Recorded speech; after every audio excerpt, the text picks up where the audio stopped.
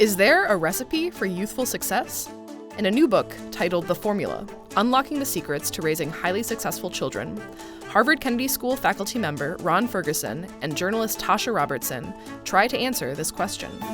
After interviewing the families of hundreds of successful young adults, Ferguson and Robertson trace the roots of these individuals' successes to one common origin: good parenting. On this episode of Behind the Book, we'll take a closer look at the formula and what roles parents can play in their child's upbringing that will lead them down the path to success. So I do really want to talk about what the formula actually is and what it entails, but first I kind of want to get into the story behind the book. Why did you decide to write it? Well, Tatsha started around 2005. She was a journalist with the Boston Globe, a bureau chief at the time, and she was meeting all kinds of fascinating people. And she started to wonder how they got that way, and sometimes they would talk about their parents, and she thought parenting might have something to do with it. So she started interviewing people back then. Professor Ferguson had been working on a project called the How I Was Parented Project, in which Harvard students interviewed fellow students to discuss how parenting had gotten them where they were. Professor Ferguson and Robertson connected, and their discussions eventually led the two to research and write the formula. At the heart of their formula are 8 roles which parents must navigate in the upbringing of their child.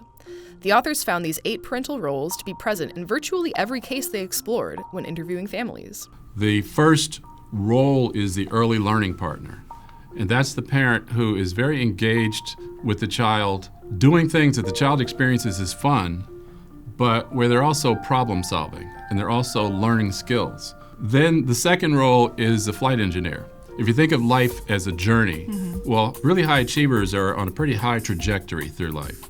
And the flight engineer makes sure that they stay on that trajectory. So if they start to go off track some kind of way, the flight engineer intervenes. The third role, the fixer, ensures that the child has the resources and connections they need to succeed.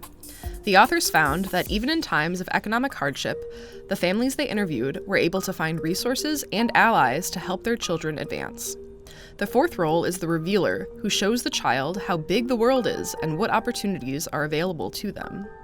The fifth role, the philosopher, helps their child find purpose. You know, a 3-year-old can ask some pretty deep questions. Yeah, totally. And you can blow it off, or you can give a serious answer. So you might have a parent that'll go away and think for 2 days and come back with an answer that a child has asked. Right. The 6th role is the model, who is an adult that carries himself in a way that the child wants to emulate. I want to kind of be like that. The 7th role is the negotiator. The negotiator teaches the child how to make their case, how to defend their interests, how to speak truth to power respectfully. And the final role is the GPS navigational voice. And the GPS navigational voice is the mother or the father in the child's head, still speaking, still giving advice even after the child maybe has grown up and has moved away from home. Ferguson and Robertson are careful to emphasize that success does not necessarily mean an Ivy League education or tons of money. Instead, the authors envision success as something a little more abstract and a lot more personalized. These are people who have done a lot with what they had. They have become successful insofar as they are fully realized human beings. We have a little equation in the book that says smarts plus purpose plus agency equals fully realized. And so it's not success by anybody else's conception. It's having people who have the smarts to do what they need to get done, but they also are about something. Yeah. They have some things about the world that they want to change or some things that they want to achieve, and they have the gumption to get up and actually go do it. Although the formula was effective among families of all stripes, it wasn't always evenly applied within the same family. Well, one thing we do point out in the book is that the child needs to be receptive, and all your kids may not be receptive. So that may be one source of the difference. But more frequently, what we find is that not every child in the family experienced the formula. The parent may say, well, I raised them all the same way, but no, you didn't. Okay. One other point that's important to add is that not every child's going to be a superstar, but we still think the formula is going to help each child bring out the best in themselves. Around the country, people are starting to take notice of the benefits this unique style of parenting can have on children. Since the book's release, educators and other community members around the country are trying to bring the message of Ferguson and Robertson's book to the children in their lives. Even the author's literary agent has said he started parenting differently as a consequence of the book.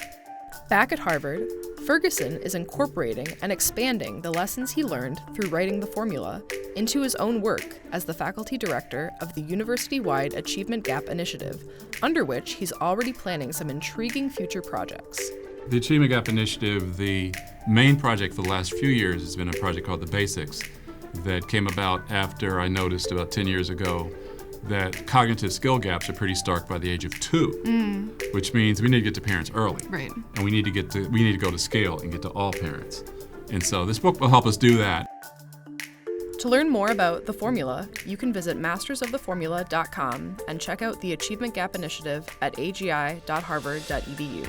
This has been Behind the Book, a production of Library and Knowledge Services at the Harvard Kennedy School. Find past and future Behind the Book videos by subscribing to Harvard Kennedy School on YouTube, following us on Twitter at HKS Library, and visiting our website.